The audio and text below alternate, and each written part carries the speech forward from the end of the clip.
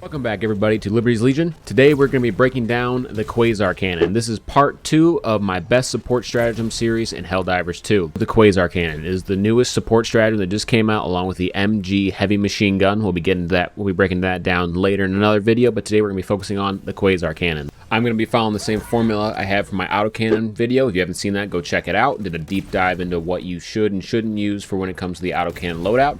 But for the Quasar, we'll be breaking this down into multiple parts. We'll be doing loadouts, pros and cons, taking out secondary objectives, and how effective it is during solo and group play. If you guys like this video, don't forget to like, comment, and subscribe. It means a lot. And let's get into this. What can the Quasar take out in Helldivers 2? It can take out almost every single secondary objective that is in the game outside of detector towers and stratagem jammers. It can take down Shrieker's Nest. It can also take out spore spewers, illegal broadcasting towers, automaton factories, mortar emplacements, and even AA emplacements. This is just the beginning for the Quasar Cannon. You can also take out every single elite on both enemy factions side. You can take out Chargers, Bile Titans, Brood Commanders, Hive Guards. You can take out Devastators, Rocket Devastators, Heavy Devastators. You can also take out tanks, Hulks, the new gunship, dropship, and even the turrets that monitor the whole entire battlefield and that can peg you from across the map. Now, with all this in mind, the Quasar Cannon has some cons. First off, it is a laser-based weapon. Now, everybody says that it's nice to have unlimited ammo, but the downside of that is the heat sink on this thing. You fire it once, you have to wait at least 6 seconds for it to cool down before you can fire another shot. Another con to this is if you are on a hot planet, it increases to 10 seconds, so you need to take your shots wisely and carefully. It is a great weapon to have, but it is one shot, wait 6 seconds. Compared to other support stratagems that we have, like an EAT or an autocannon or even the AMR, you are allowed to have multiple shots, take time, but with the Quasar Cannon, you miss, you gotta wait at least 6 seconds. Now, to some, 6 seconds may not seem like a lot, but on a Helldive level 9, 6 seconds is a lot. You can be swarmed really quickly by either automatons or bots, so sometimes taking the shot carefully or picking a different stratagem might be the way to go. Now, for the pros, it's a laser weapon. It means it has unlimited ammo. Counterpoint to what I just said earlier, you do have unlimited ammo, so that means you have no more recalling of stratagems, recalling down EATs, recalling down anything that needs ammo. As long as you wait the 6 to 10 seconds, you have a one shot, one kill on most enemies in the game.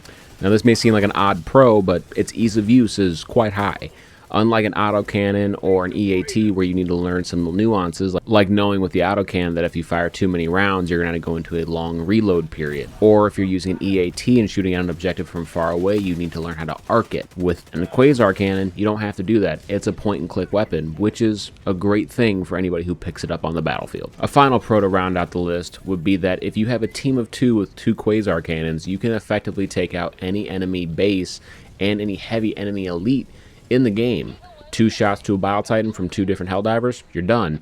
Even with a new AT-ST or AT-AT Walker that the automatons have, as long as you're hitting it a couple times, you can take it down with the Quasar Cannon from a mile away. It is an easily effective weapon that is conducive to a team environment or solo play. Now, for loadouts, I've taken the liberty of masking what I use on my level 8 through level 9 dives. I always run a laser and airstrike for automaton bases and a 500 kilogram for terminid bases. I usually stick with the last 3 or the latter of airstrike, energy shield, and Quasar Cannon, or I switch it out for a AC or EAT depending on the group that I'm in. Now for the conclusion. So after hours of gameplay and getting some video footage for this and really getting into the nitty and gritty with this, my conclusion on this weapon is that it is a great all-around support weapon for most of our dives. I'm a big fan of the autocannon, for example. I believe that if you're in a group environment and even in a solo environment, you could usually get away with using it for almost everything. You will run into certain issues, but with the Quasar, I believe that you could be a one-man army depending on how you play with it and your play style. You could easily go into a level 9, which I've seen some fellow Helldivers do, and get away with taking out everything and anything in these dives. I believe that anybody can run this weapon and run it effectively, and especially if you're in a group, you could run this effectively. I give this an A+,